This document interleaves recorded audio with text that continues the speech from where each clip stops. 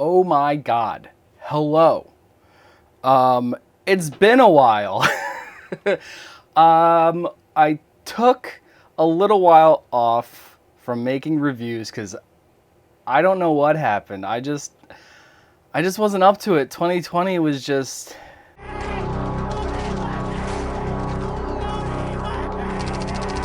Anyway, I'm back because I actually saw a movie I wanted to make a review about. Holy shit, right? So, what the fuck is Psycho Goreman? I will bathe in your blood. Don't worry. Be worried. Psycho Goreman is a Canadian horror comedy that wears its inspirations on its sleeve like a badge of honor.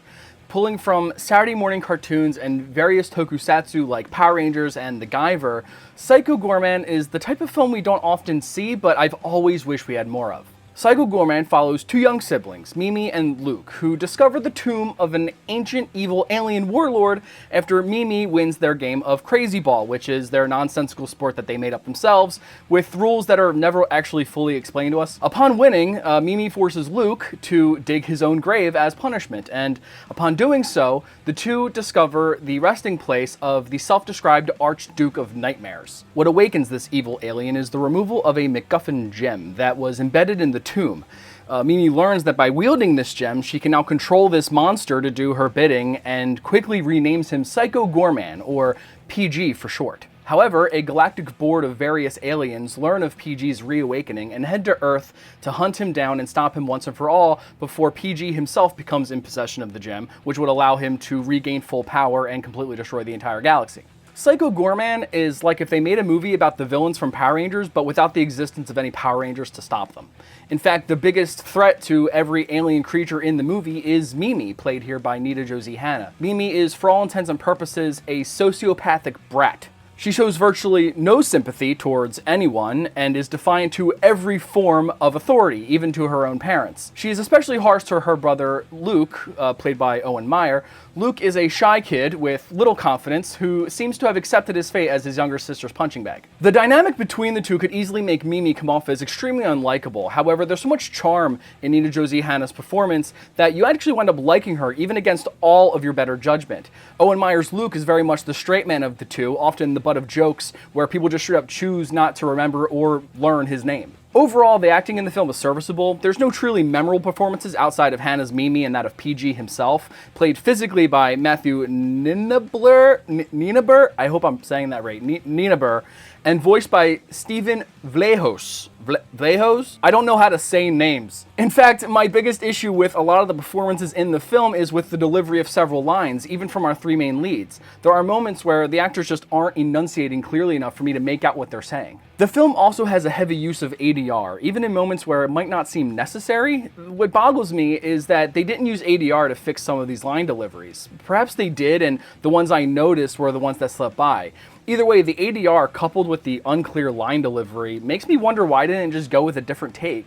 Or maybe these were the best takes they had, and if that was the case, that might be a failing on the director rather than the actors, seeing as the actors had no issue clearly delivering their lines at any other point in the movie. Psycho Goreman himself is always the scene stealer, though. He absolutely abhors the children in control of him, and wishes for nothing more than to rip the flesh from their bones, which humorously contrasts with Mimi's childish demands. Now, while PG's vocal performance was great, the physical performance left something to be desired, with a lack of character and emotion that you would normally see from characters of this type. Perhaps the bulky bodysuit restricted the actor's movements and they were worried about damaging it. A valid concern, but it puts the brunt of the performance on the voice actor. The vocal performance captures the character well, but it puts it at odds with PG's emotionless and stiff physicality. The film definitely has style, but not in all the places that I expected it to.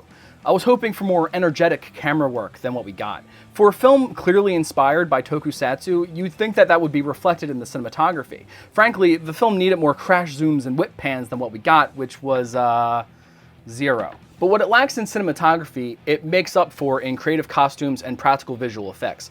Almost every scene serves as a vehicle for a new gory death, each one unique and finds a way to be both gross and funny simultaneously. My favorite being when PG turns a police officer into a melting zombie with a gun fused to his hand, who only longs for the sweet release of death as he stumbles blindly through the woods with the gang. That is until PG shoves a tree branch through the former officer's eyes, finally melting him completely. The film also features several different alien creatures creatures, and each one is unique and distinct, with my personal favorite being a child who was turned into a giant brain tentacle creature by PG at the request of Mimi, with a close second being a puppeteered skull with its brain exposed operating inside a robot body. The film relies extremely little on CGI. In fact, most of the things you'd expect to be handled by digital effects are in fact done practically using old stop motion techniques and forced perspective techniques using miniatures. This dedication to practical effects adds a level of charm to the film that you just have to admire. The film was also very funny. I found myself laughing very frequently at how absurd or weird things were in the film.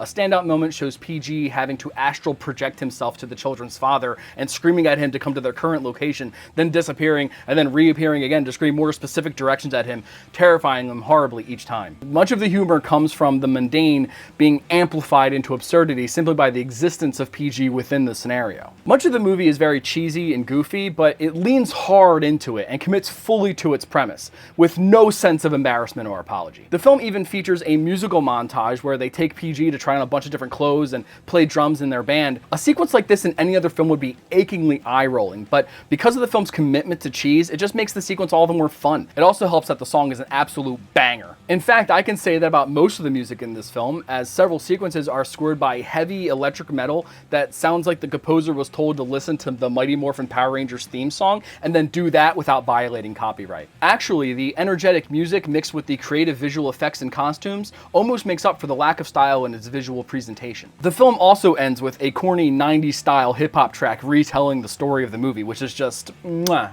I can see Psycho Goreman being a love it or hate it kind of film. It's either 100% your shit or it's not. If you're a fan of things like Power Rangers and The Guyver and other weird shit like that, then this movie is definitely for you. Luckily for me, it is 100% my shit. And even though it's not perfect, it is definitely a film I will be watching over and over again as soon as I can get my hands on a physical copy. The film is currently in theaters and video on demand, and if this movie sounds even remotely like something you'd watch, then I highly recommend you check it out and support the filmmakers here. We don't get movies like this often, and to be honest, we need more of them. The world needs more tokusatsu, and Psycho Goreman is a gift that should be cherished despite its flaws. I'm giving Psycho Goreman a 4 out of 5. Thank you for watching this review. I hope you enjoyed it. I enjoyed making it for once. I didn't feel pressured to actually make a review this time. And I think I'm done with like scheduled reviews. I think I'm just gonna do them when I actually feel like it, when I feel like I have something to say about a movie. And you know, I mean, 2020 was shit, and hopefully 2021 gets better. Hopefully it's better for me. Hopefully it's better for you. Hopefully you've been safe and you haven't been sick. And I just, you know, the world's on fire. So, thanks for watching. I will make another one, maybe, eventually. I'm looking forward to Godzilla vs. Kong, so if something comes up before then, I mean, maybe another one before then, but Godzilla vs. Kong might be the next one. I did something different this time. I actually read from a script that I wrote. Like, I actually wrote this review out instead of just rambling. So if you've noticed any differences in this review versus my previous ones, I would appreciate it if you could, like, tell me if it got better, or tell me if I absolutely fucking suck at this. I don't know. Like, I want to get better at doing reviews, and I don't want to sound like a fucking dingleberry every time I open my mouth when I want to talk about a movie. And I feel like that maybe I express myself better in written form, and reading it back, I'm not sure how it sounded. So please let me know how this review was. Hit like, hit subscribe so you can see the next review whenever the fuck that is. And I will see you in the next one. Bye-bye.